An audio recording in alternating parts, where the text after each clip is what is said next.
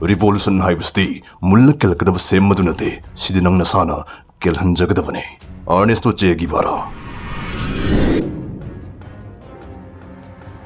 Sigi nupa si yekpa Furit, scarf, mug, gari adom su kadai dano soidanu birambane. Class 6-7 karpa dwaida igisu ma yekpa scarf ama lerami yam pamna yogi machalamoina koktagi yetana ai sizinazaki. Adubu yokak tanaba hotnabada wazaraba matam madugi aina scarf to the yegliba adventure struggle amadi kathokuna masarak oikiba Ernesto Che Guevara budi aina yamna masak khangkide. Aduna ai ngasidi kaumamdraba puwarigi akhanaba chebang madang paktukjarke saktakjage singthabgi wahaitana solagdaba thoba Ernesto Che Guevara.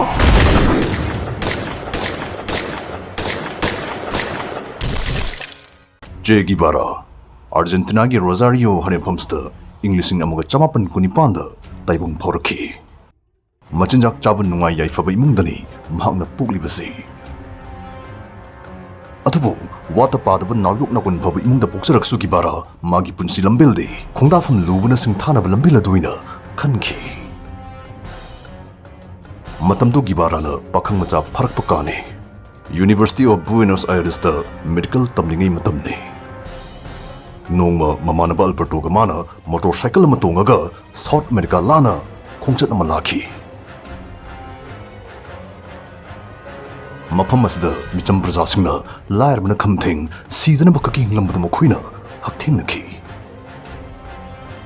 Asumna masigi khongchat Guevara bu revolutionary moina mitkap thohan namthabir basingda mag achumna wakhairage pongi cheklasing maning tamhalagi haiba kanbe thillamana magi iriksing da chansinki mithoiba ama oibagi oifam thoka punsigi pandam madu fangki puwari gi chebangda khanaba wari ma mayik lana chusinba hauki India ki ahanbe sports and gaming platform ni Mostplay masne exciting promotion samadi mana mathum kia yam marang kaina piri Mostplay na Bangladesh Premier League International T20 League amadi South Africa T20 matches ta 1 crore gi bumper leaderboard bonus piri sida adomna tawdoisi deposit power up tawraga qualify oiba points phangna bohna tawni moigi app download tawisi Mostplay na 200 bonus piri aduga 1200 free referral bonus 2000 birthday bonus adana bonus makal piri promo code free 150 seasonabada lemna thanaba 150 Fangani normal 150 haiba mugas lady masiso the modum na free the fangali punsilaga Mostplay na dum na 300 yadum lem na pibagi mongni Mostplay the yawrisi thoibi changsu wangan ba world class games and sports ngaktani masta amutang bu thoiradi mafung khangna dum kanagali sida thabi khotpi casino games slot amadi aviator na jingba makal mathel games thengna bigani Mostplay thazingai oibi India gi f amo oidi register torga free the thanaba 150 du fangbiyo comment box tagi link fangbigani apambasing register toksin biyo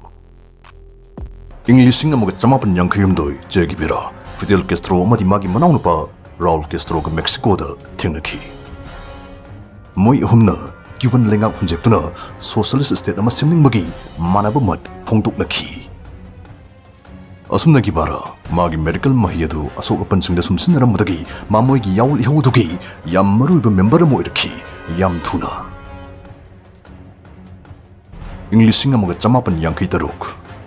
Guevara Castro amadi yaul lami singlup ama Cuban lengakta landa ama chathananaba moi Mexico dagi Giwatamna hi holaki. Ahanbada moigi landa da mai pakpa ngamkide maithiduna chimung manungda chanchin lan hanjinba taki. Adubu masi oidunasu chang tablu chingba Guevara gi magi fidamningai oriba determination magi arepa puningi mataduni ihawudubdedum inghingna tham moigi movement adu tapna chai kakadhalag Englishing amaga chamapan yankai mapan dadi Cuban lengak mapung phana langshekpa ngamkido. Anuwa socialist lenga asagi Minister of Industry wina Che Guevara bu khanki ba mitkuf adurigi hauna mana Cuban praja singi punsiming phagathanaba policy kya yatpa huraki. Adubu ina kunbe imungda pog laira basingda mu hinga kiba Guevara nungaina phamma chara le thopa yabi pandup ama yoruba sifau mantri mandola moibe kaleja lifestyle mani hingu haibe sunya yakide mafam amagi ningbu thungdriba magi darkar oriba prithibhi sigi mafam kya lady hairam yawul lanmi amagi punsi lambel adu ma muksu makha chatharaki. Asumna hingbagi hak matpira basingdamuk mapuna tharakpa dutni sonaraba Guevara Congo amadi Tanzania na changleibak singda suknariba yawalan pangnana mama 1965 ta Cuba thadokuna chatki. Mahadesh kya lana chat tamthiba lengak sing mana langsheknanaba yawalan misingda magi guerrilla sikar guerrilla warfare tatna takpi tambiki. Athouba, laibuk thibadi. Ing kumjali sinamaga chamapan humputarita. Bolivia ningtam lanmisingi ningtam parmiyatpi balakpado Che Guevara. Magi revolutionary journey adugi phijang khumjin khinabagi maramado. Oiki. Mithinjai CIA amadi Bolivian army anine loktunaraga mabu. Pharaga hatkhi. Numit kiyani chukna wahang pahung tau yam tamthina otnera matungda hatkivane. Matamsida Athoubasi masagi chahi 38 tamuk sukhri. Adubu magi koro minglendi puwarigi chamai the father of revolution haina mayik lana takrabnido kayada chakthukchafam oribano he Athouba. Magi hakchang maming hakpa mangpam nungphau kinbida pangphum maphungki kadaida phumlibano haiba fau chahi 10 hina khangnakide. 18 suba century sandhya waram 1967 datani saru sayangdagi sakhanglak magi lemhauka kiwada halaktuna lemjana pham singthana pham oirab hero magi proper burial pi kibado ikai khumnana leranglakta leirul chankibado aina kalak penjaribadi ma laikhidraba matungstana hena magi samen kan khalakkido masing langamdraba malimgi social movements kiana magi wakhalon magi ideas magi yawl philosophy dabu tuminnarakhi yawul lanmi haibsti Interjati ki thakta socialist transformation namu purak navagidama jati ki ngamkhai wang lana punna michang oigidamni habsi ki baragi mutpa nairaroi dawa legacy amu oidi pukchel lepa mana piramba sagi pauzilna mariba ki phibam phagaran nupa mana harol singi thongna gi foot ngasi su oidi aduna haining lai Athouba nahakti ngasi su hingli Che Guevara gi punsi warisi semna aigi irai kai ramdam simaktadegisu irai bakdamak thawaina pon thawar su isana harau yazara heba matada halengda song thuriba aigi thoina nungsizarba yambani soibam kishan namdi pilot makoi gi punsi warisu khudak astagi ithaning magi safuna ikhuche kalam tamna jungchin bagum phawrari matam gi chelna chapchap torban di thairakpa mikupta makhoini gi warisu khuthage khanjariba yama soibam kishan namdi pilot miyamda mikup amadan gi oina saktak charumge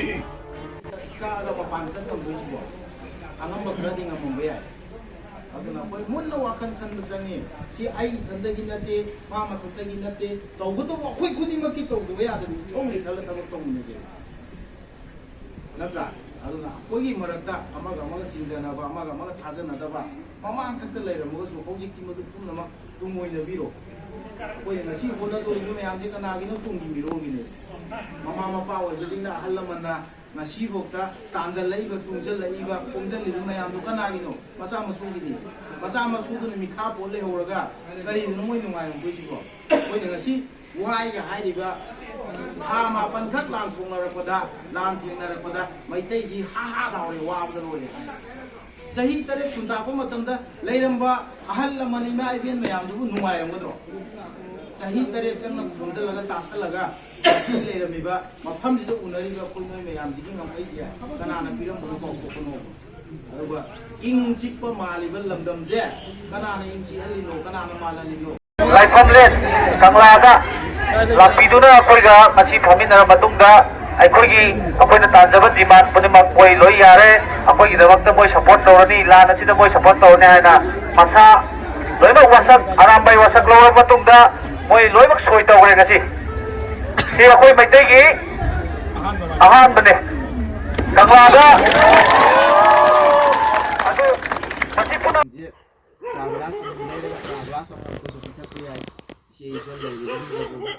Honggang longan ji ngam yang kuming thogon na ji akoi na masi sida insi ko mali je kana gi mapana no singbong da sinya da indong sinari be sinau jing lei be na tro makoi gi damak ta akoi kai dum khara di to bom ta tro kuming thogo chi ba akoi loi no lang salu ji ha na sa de aduna honggang longan ma tan da thomoi sin lo bi Hamoy sin dragati amaga lokta na ni nya nupa nu pisi ne hajeri aduna akoina ngasi sida insik ko mali base ada lenguri bi sin naw no ne nata arambai khatagi nate ne hajeri se hawdang lori bi sin naw khuding makini aina ngasi laksari bi ju dang kunmari gi thodo odo mai pa ali je arambai tengol khatana puna jaba ate ima mayam gi Puna zaman si sen mayamna ima mayamna koi gi damakta thawna hapi gi ba koi gi damakta thawni bi gi ba koi gi sambi gi ngai bi gi mayam do adu gi asau mai pa pane ba aduna hawjigi thongdoktuna la loire hajaba natte achumba mawongda koi karigumba kharadi mai pa pa ya ba gi lambi du da ꯊꯥꯡꯖꯤꯟꯕ ꯍꯧꯔꯛꯑꯦ ꯍꯥꯏꯖꯕꯅꯤ ꯊꯥ 9ꯒꯤ ꯃꯇꯨꯡꯗ ꯃꯤꯀꯨꯞ ꯑꯃꯇꯪ ꯑꯣꯏꯔꯁꯨ ꯃꯣꯃꯣꯟ ꯃꯤꯅꯣꯛ ꯅꯣꯛꯄꯗꯤ ꯐꯪꯉꯦꯗꯅ ꯑꯗꯨꯅ ꯑꯗꯨꯒꯤ ꯃꯣꯃꯣꯟ ꯃꯤꯅꯣꯛ ꯅꯣꯛꯈꯤꯕ ꯃꯤꯀꯨꯞꯇꯨꯅ ꯂꯣꯏꯍꯟꯒꯨꯝꯁꯤ ꯏꯃꯥ ꯃꯌꯥꯝ ꯑꯗꯨꯅ ꯊꯃꯣꯏ ꯁꯦꯡꯅ ꯊꯧꯗꯥꯡ ꯑꯁꯤ ꯂꯧꯕ ꯃꯇꯝꯗ ꯑꯩꯒꯤ ꯇꯧꯗꯕ ꯌꯥꯗꯕ ꯏꯊꯧꯅꯤꯅ ꯈꯜꯂꯒ ꯊꯕꯛꯁꯤꯡꯁꯦ ꯇꯧꯃꯤꯟꯅꯁꯤ ꯑꯩꯈꯣꯏꯁꯨ ꯏꯔꯅꯥꯏ ꯑꯣꯏꯅ ꯌꯦꯡꯕꯗꯗꯤ ꯅꯆꯥꯁꯤꯡꯒꯤꯁꯨ ꯀꯩꯁꯨ ꯀꯥꯟꯅꯕ ꯂꯩꯇꯦ ꯇꯣꯂꯣꯞ ꯐꯪꯕ ꯅꯠꯇꯦ ꯃꯥꯡꯖꯕ ꯉꯥꯛꯇꯅꯤ ꯏꯔꯅꯥꯏ ꯌꯦꯡꯕꯗ ꯀꯩꯒꯨꯝꯁꯨꯡ ꯃꯩꯇꯩ ꯑꯣꯏꯅ ꯏꯔꯩꯄꯥꯛꯁꯤꯗ ꯄꯣꯛꯑꯝꯕꯒꯤ ꯏꯔꯩꯄꯥꯛꯀꯤꯗꯃꯛ ꯏꯐꯨꯔꯨꯞꯀꯤꯗꯃꯛ ꯀꯔꯤꯒꯨꯝꯕ ꯈꯔꯗꯤ ꯇꯧꯕ ꯉꯝꯃꯝꯃꯤ ꯍꯥꯏꯕꯗꯣ ꯑꯗꯨ ꯄꯥꯝꯕꯒꯤꯅꯦꯕ ꯑꯩꯈꯣꯏ ꯊꯣꯛꯂꯛꯏꯁꯦ ꯇꯨꯡꯒꯤ ꯃꯤꯔꯣꯟ ꯑꯩꯈꯣꯏꯕꯨ ꯁꯣꯜꯍꯧꯅꯕꯒꯤꯗꯃꯛ ꯑꯗꯨꯅ ꯉꯁꯤ ꯏꯃꯥ ꯏꯕꯦꯟ ꯃꯌꯥꯝꯅ ꯌꯨꯝꯗ ꯂꯩꯍꯧꯔꯤꯕ ꯃꯌꯥꯝꯗꯨꯅ ꯇꯥꯟꯖꯜꯂꯤꯕ ꯇꯨꯡꯖꯜꯂꯤꯕ ꯍꯣꯠꯅꯔꯤꯕ ꯃꯌꯥꯝꯗꯣ ꯀꯅꯥꯒꯤꯗꯃꯛꯇꯅꯣ ꯏꯆꯥ ꯏꯁꯨꯁꯤꯡꯒꯤ ꯅꯠꯇ꯭ꯔꯣ ꯃꯤꯈꯥ ꯄꯣꯟꯕ ꯂꯩꯕꯥꯛꯇ ꯏꯆꯥ ꯏꯁꯨꯁꯤꯡꯗꯣ ꯄꯩꯁꯥ ꯃꯌꯥꯝ ꯄꯥꯏꯍꯧꯔ ꯀꯩꯗꯧꯗꯣꯏꯅꯣ ꯑꯗꯨ ꯑꯣꯏꯇꯥꯔꯗꯤ ꯑꯩꯈꯣꯏ ꯃꯤꯈꯥ ꯄꯣꯜꯍꯟꯗꯕ ꯑꯩ ꯃꯩꯇꯩꯅꯦꯅ ꯂꯥꯎꯕ ꯉꯝꯕꯒꯤ ꯊꯧꯅꯥꯗꯨꯒ ꯂꯣꯏꯅꯅ ꯏꯆꯥꯁꯤꯡꯗꯨ ꯊꯅꯝꯕ ꯐꯠꯇ꯭ꯔꯣ ꯑꯗꯨꯅ ꯃꯌꯥꯝ ꯄꯨꯝꯅꯃꯛ ꯊꯧꯗꯥꯡ ꯂꯧꯃꯤꯟꯅꯁꯤ ꯍꯣꯠꯅꯃꯤꯟꯅꯁꯤ ꯏꯃꯥ ꯃꯌꯥꯝ ꯍꯥꯟꯅꯗꯒꯤ ꯊꯧꯗꯥꯡ ꯂꯧꯔꯛꯇꯦ ꯍꯥꯏꯕ ꯅꯠꯆꯗꯦ ꯑꯗꯨꯅ ꯑꯩꯅ ꯑꯗꯨꯛꯀꯤ ꯃꯇꯤꯛ ꯏꯃꯥꯁꯤꯡꯕꯨ ꯏꯀꯥꯏ ꯈꯨꯝꯅꯕ ꯎꯠꯆꯔꯤ ꯊꯥꯒꯠꯆꯔꯤ ꯑꯗꯨꯅ ꯏꯃꯥ ꯃꯌꯥꯝꯅ ꯑꯩꯈꯣꯏꯕꯨ ꯊꯥꯖꯕ ꯊꯝꯕꯤꯕꯗꯣ ꯊꯥꯖꯕꯤꯌꯨ ꯊꯧꯅꯥ ꯍꯥꯞꯄꯤꯌꯨ ꯑꯩꯈꯣꯏꯒꯤꯗꯃꯛ ꯊꯧꯅꯤꯕꯤꯌꯨ ꯁꯨꯡꯁꯣꯏ ꯁꯣꯏꯗꯅ ꯃꯩꯇꯩꯅ ꯃꯥꯏ ꯄꯥꯛꯑꯅꯤ ꯏꯃꯥ ꯃꯌꯥꯝ ꯏꯆꯥꯁꯤꯡꯁꯨꯅꯦ ꯅꯣꯏꯒꯤꯗꯃꯛꯇ ꯑꯩꯈꯣꯏ ꯂꯩꯔꯤ ꯑꯃ ꯃꯊꯦꯜ ꯆꯠꯄꯗ ꯑꯩꯈꯣꯏꯒꯤꯁꯨ ꯏꯆꯥꯁꯤꯡ ꯂꯩꯔꯤ ꯏꯆꯥꯁꯤꯡꯒꯤꯗꯃꯛꯇꯁꯨ ꯑꯩꯈꯣꯏ ꯂꯩꯔꯤ ꯏꯃꯥ ꯏꯆꯥ ꯑꯩꯈꯣꯏꯉꯩ ꯄꯨꯛꯆꯦꯜ ꯁꯦꯡꯅ ꯀꯩꯗꯧꯁꯤ ꯇꯥꯟꯅꯔ ꯁꯨꯃꯥꯏꯅ ꯇꯧꯗꯅ ꯅꯣꯏ ꯑꯃ ꯃꯊꯦꯜ ꯅꯣꯏ ꯍꯟꯖꯤꯜꯂꯛꯇꯕꯗ ꯑꯩꯈꯣꯏ ꯂꯩꯐꯝ ꯆꯥꯐꯝ ꯈꯪꯕ ꯅꯠꯇꯦꯕ ꯑꯩꯈꯣꯏꯒꯤꯗꯃꯛꯇꯁꯨ ꯏꯆꯥꯁꯤꯡ ꯂꯩꯔꯤ ꯏꯆꯥꯁꯤꯡ ꯆꯥꯎꯔꯦꯅ ꯑꯩꯈꯣꯏꯁꯨ ꯆꯥꯎꯊꯣꯛꯆꯔꯤꯃꯤ ꯑꯩꯈꯣꯏꯅꯁꯨ ꯅꯣꯏꯅꯁꯨ ꯏꯃꯥ ꯂꯩꯔꯤꯅ ꯏꯃꯥꯁꯤꯡ ꯂꯩꯔꯤꯅ ꯅꯣꯏꯅꯁꯨ ꯆꯥꯎꯊꯣꯛꯆꯔꯤꯃꯤ ꯑꯆꯨꯝꯕꯅꯤ ꯑꯩꯈꯣꯏꯅ ꯀꯣꯏꯆꯠ ꯆꯠꯂꯨꯔꯁꯨ ꯏꯃꯥ ꯃꯌꯥꯝꯁꯦ ꯎꯔꯀꯥꯟꯗ ꯑꯩꯈꯣই ꯄꯨꯛꯅꯤꯡꯁꯦ ꯆꯥꯎꯊꯣꯛꯆꯔꯤ ꯑꯩꯈꯣꯏꯒꯤꯗꯃꯛꯇꯅꯤꯀꯣꯅ ꯈꯜꯂꯒ ꯑꯗꯨ ꯀꯥꯟꯗ ꯂꯩꯔꯝꯗꯕ ꯌꯥꯎꯔꯀꯥꯟꯗ ꯄꯨꯛꯅꯤꯡ ꯌꯥꯝ ꯁꯣꯟꯊꯩ ꯑꯩꯈꯣꯏꯕꯨ ꯀꯅꯥꯅ ꯉꯥꯛꯄꯤꯔꯤꯅꯣ ꯁꯦꯟꯕꯤꯔꯤꯅꯣ ꯈꯟꯕꯗ ꯐꯥꯕꯤꯒꯦ ꯄꯨꯟꯕꯤꯒꯦ ꯍꯥꯏꯕꯅ ꯀꯣꯡꯒꯥꯏ ꯑꯃ ꯑꯗꯨꯅ ꯑꯩꯈꯣꯏꯒꯤ ꯊꯧꯅꯥꯗꯤ ꯏꯃꯥ ꯃꯌꯥꯝꯅ ꯂꯩꯕꯗꯨꯅꯦꯕ ꯑꯩꯈꯣꯏꯅ ꯃꯐꯝ ꯑꯃꯗ ꯍꯦꯛ ꯊꯣꯛꯄ ꯏꯔꯥꯡ ꯈꯨꯗꯤꯡꯃꯛꯇꯣ ꯅꯆꯥꯁꯤꯡ ꯊꯦꯡꯅꯖꯒꯦꯕ ꯇꯧꯕ ꯈꯛꯇꯗꯤ ꯏꯃꯥ ꯃꯌꯥꯝꯒꯤ ꯊꯥꯖꯕ 이마 ꯃꯌꯥꯝꯒꯤ ꯊꯧꯅꯥ ꯍꯟꯕꯤꯒꯤꯅꯣ ꯄꯨꯛꯅꯤꯡ ꯋꯥꯈꯜ ꯁꯣꯟꯊꯕꯤꯒꯅꯣ ꯑꯩꯈꯣꯏ ꯁꯨꯡꯁꯣꯏ ꯁꯣꯏꯗꯅ ꯇꯧꯖꯒꯦ ꯃꯥꯏ ꯄꯥꯛꯍꯟꯒꯦ ꯃꯥꯏ ꯄꯥꯛꯅꯅꯕ ꯏꯃꯥꯁꯤꯡꯅꯁꯨ ꯍꯣꯠꯅꯕꯤꯔꯤ ꯑꯩꯈꯣꯏꯁꯨ ꯍꯣꯠꯅꯖꯒꯦ ꯉꯁꯤꯒꯤꯗꯤ ꯏꯃꯥ ꯃꯌꯥꯝ ꯆꯠꯂꯨꯈꯤꯒꯦ ꯃꯔꯛꯇ ꯇꯣꯏꯅ ꯎꯅꯁꯤ ꯏꯃꯥ ꯃꯌꯥꯝ ꯃꯩꯇꯩꯁꯤꯡꯁꯦ ꯎꯅꯗꯗꯅ ꯄꯨꯟꯗꯗꯅ ꯂꯩꯕꯗꯒꯤꯅꯤ ꯃꯩꯇꯩꯅꯒ ꯄꯨꯜꯂꯤꯁꯦꯀꯣ ꯃꯉꯥꯅꯤ ꯆꯥꯛꯀꯧꯕꯒꯨꯝꯕ ꯁꯥꯡꯅ ꯄꯨꯟꯕꯁꯦ ꯁꯣꯔꯥꯔ ꯑꯣꯏꯔꯒꯅ ꯄꯩꯁꯥ ꯊꯥꯔꯝꯃꯝꯃꯣꯏ ꯑꯗꯨꯅ ꯑꯩꯈꯣꯏ ꯈꯔ ꯄꯨꯟꯁꯤ ꯏꯃꯥ ꯃꯌꯥꯝ ꯂꯥꯏꯈꯣꯟ ꯂꯥꯏꯕꯨꯡ ꯀꯥꯕꯒꯤ ꯆꯠꯅꯕꯤꯁꯨ ꯑꯩꯈꯣꯏ ꯍꯧꯗꯣꯛꯑꯕꯅꯦ ꯑꯗꯨꯅ ꯂꯥꯛꯀꯗꯧꯔꯤꯕ ꯅꯣꯡꯃꯥꯏꯖꯤꯡ ꯀꯥꯁꯦ ꯑꯗꯨꯝ ꯂꯥꯏꯈꯣꯟ ꯂꯩꯔꯤꯕꯁꯤꯡꯁꯦ ꯀꯥꯕ ꯑꯩꯈꯣꯏꯅ ꯍꯧꯗꯣꯛꯑꯝꯃꯦ ꯍꯥꯏꯗꯅ ꯂꯦꯞꯊꯣꯛꯀꯅꯣꯕ ꯂꯩꯀꯥꯏꯗ ꯂꯩꯔꯤꯕ ꯏꯃꯥ ꯏꯕꯦꯟ ꯏꯆꯤꯜ ꯏꯅꯥꯎ ꯅꯍꯥ ꯃꯌꯥꯝ ꯏꯆꯦ ꯏꯆꯟ ꯃꯌꯥꯝꯗꯣ ꯇꯨꯡ ꯀꯣꯏꯅ ꯆꯠꯅꯕꯤ ꯑꯃ ꯊꯝꯃꯝꯁꯦꯕ ꯍꯥꯟꯅꯩ ꯃꯤꯔꯣꯟꯅ ꯇꯧꯔꯝꯗ꯭ꯔꯁꯨ ꯑꯩꯈꯣꯏ ꯃꯔꯣꯟ ꯏꯃꯥ ꯍꯣꯏꯒꯤ ꯑꯩꯈꯣꯏꯒꯤ ꯃꯤꯔꯣꯟꯁꯤꯅ ꯇꯧꯕꯤꯔꯝꯁꯦꯕ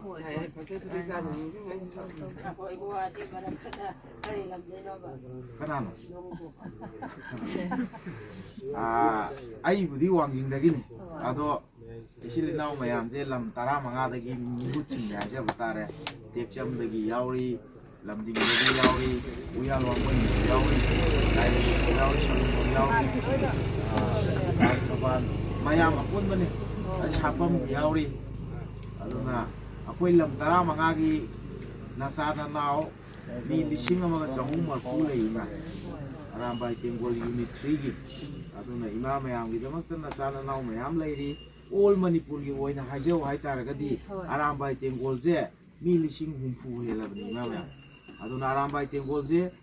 ꯌꯨꯝꯊꯣꯡ ꯈꯨꯗꯤꯡꯒꯤ ꯑꯔꯥꯝꯕꯥꯏ ꯑꯃꯃꯝ ꯊꯝꯅꯕ ꯍꯣꯠꯅꯁꯤ ꯑꯔꯥꯝꯕꯥꯏ ꯌꯥꯎꯕꯗ ꯏꯃꯥꯁꯤꯡꯅ ꯆꯤꯡꯅꯕ ꯂꯩꯕꯤꯒꯅꯨ ꯑꯔꯥꯝꯕꯥꯏ ꯇꯦꯡꯒꯣꯜ ꯍꯥꯏꯕꯁꯤ ꯅꯣꯡꯃꯩ ꯄꯥꯏꯔꯒ ꯀꯣꯏꯆꯠ ꯆꯠꯄ ꯑꯣꯏꯅ ꯎꯕꯤꯒꯅꯨ ꯑꯩꯈꯣꯏꯗꯤ ꯑꯩꯒꯤ ꯏꯌꯨꯝ ꯑꯩꯒꯤ ꯏꯔꯩꯄꯥꯛ ꯑꯩꯒꯤ ꯏꯐꯨꯔꯨꯞ ꯑꯩꯅ ꯉꯥꯛꯆꯒꯦ ꯍꯥꯏꯕꯅꯤ ꯃꯁꯤ ꯊꯤꯡꯅꯕ ꯉꯝꯕ ꯂꯣ ꯑꯃꯠꯇ ꯂꯩꯇꯦ ꯃꯤ ꯑꯃꯠꯇ ꯂꯩꯇꯦ ꯑꯩ ꯏꯁꯥ ꯌꯨꯝꯕꯨ ꯑꯩꯅ ꯁꯦꯟꯅꯗꯅ ꯀꯅꯥ ꯂꯥꯛ ꯁꯦꯟꯅꯕꯤꯗꯣꯏꯅꯣ ꯑꯗꯨꯅ ꯏꯃꯥꯒ ꯃꯃꯥꯒ ꯃꯆꯥꯒꯒꯤ ꯃꯔꯤꯁꯦ ꯇꯠꯇꯅꯕ ꯍꯣꯠꯅꯁꯤ ꯑꯩꯈꯣꯏꯒꯤ ꯁꯥꯏꯠꯇꯩꯁꯨ ꯃꯃꯥ ꯍꯥꯏꯕꯗꯤ ꯏꯃꯥꯁꯤꯡꯗ ꯑꯩꯈꯣꯏ ꯀꯥꯏꯗꯅꯕ ꯆꯠꯆꯔꯤ ꯍꯧꯖꯤꯛꯐꯥꯎꯗꯤ ꯃꯈꯥ ꯇꯥꯕꯗꯁꯨ ꯑꯩꯈꯣꯏ ꯁꯣꯏꯗꯅꯕ ꯍꯣꯠꯅꯒꯦ ꯀꯔꯤꯒꯨꯝꯕꯁꯨ ꯃꯤꯑꯣꯏꯕꯅꯤ ꯁꯣꯏꯗ ꯉꯝꯄꯣꯟꯇꯦ ꯀꯔꯤꯒꯨꯝꯕ ꯀꯥꯟꯗ ꯋꯥꯍꯩꯅ ꯋꯥꯇꯥꯅ ꯑꯩꯈꯣꯏꯅ ꯇꯧꯔꯨꯕ ꯊꯧꯑꯣꯡꯅ ꯏꯃꯥꯁꯤꯡꯗ ꯅꯨꯡꯉꯥꯏꯇꯕ ꯂꯩꯔꯒꯁꯨ ꯑꯗꯨꯁꯨ ꯏꯆꯥꯅꯤ ꯉꯥꯛꯃꯤꯟꯅ ꯇꯥꯕꯅꯤ ꯋꯥꯔꯛꯄꯤꯌꯨ ꯉꯥꯛꯄꯤꯌꯨ ꯑꯗꯨꯅ ꯃꯇꯝ ꯈꯨꯗꯤꯡꯃꯛꯇ ꯇꯣꯏꯅ ꯇꯣꯏꯅ ꯎꯅꯅꯕ ꯍꯣꯠꯅꯁꯤ ꯏꯃꯥ ꯃꯌꯥꯝ ꯏꯔꯥꯡꯕꯨ ꯂꯩꯇ꯭ꯔꯗꯤ ꯅꯆꯥꯁꯤꯡ ꯁꯨꯡꯁꯣꯏ ꯁꯣꯏꯗꯅ ꯂꯥꯛꯆꯒꯦ ꯑꯗꯣ ꯂꯩꯔꯤꯕ ꯎꯌꯥꯜ ꯋꯥꯡꯕꯟꯒꯤ ꯑꯔꯥꯝꯕꯥꯏ ꯇꯦꯡꯒꯣꯜꯒꯤ ꯊꯧꯃꯤꯁꯤꯡꯁꯤꯁꯨ ꯏꯃꯥ ꯃꯌꯥꯝꯗ ꯁꯤꯟꯅꯖꯔꯤ ꯃꯈꯣꯏꯒꯤ ꯑꯋꯥꯠ ꯑꯄꯥ ꯏꯃꯥꯁꯤꯡꯅ ꯈꯔ ꯈꯪꯕꯤꯌꯨ ꯑꯗꯣ ꯂꯩꯔꯤꯕ ꯅꯆꯥ ꯅꯅꯥꯎ ꯃꯌꯥꯝꯁꯦ ꯃꯌꯥꯝꯁꯤꯒꯤꯗꯃꯛꯇꯅꯤ ꯏꯃꯥ ꯍꯣꯏꯅ ꯂꯩꯔꯤꯁꯤꯁꯨ ꯃꯌꯥꯝꯁꯤꯒꯤꯗꯃꯛꯇꯅꯤ ꯑꯗꯨꯅ ꯊꯧꯗꯥꯡ ꯂꯧꯃꯤꯟꯅꯔꯤꯕ ꯑꯩꯈꯣꯏ ꯃꯁꯦꯟꯁꯦ ꯑꯃꯒ ꯑꯃꯒ ꯄꯨꯛꯅꯤꯡ ꯊꯧꯒꯠꯅꯔꯒ ꯊꯃꯣꯏ ꯁꯦꯡꯅ ꯊꯧꯗꯥꯡ ꯂꯧꯃꯤꯟꯅꯖꯦꯕ ꯇꯧꯗꯕ ꯌꯥꯗꯕ ꯏꯊꯧꯅꯤ ꯍꯥꯏꯅ ꯈꯜꯂꯒ ꯇꯧꯗꯕ ꯌꯥꯗꯕ ꯏꯊꯧꯅꯤꯅ ꯁꯤ ꯆꯠꯂꯤꯅꯤ ꯆꯠꯂꯨꯈꯤꯒꯦ ꯏꯃꯥ Thangfam namo yek lo la su Ikheng na mek lo tum la su Tamoy na mi hul chong ni ngay Timba lay ma phật ni ngay Sin khi ni igi la bandi Ikheng ni nong thang ku du na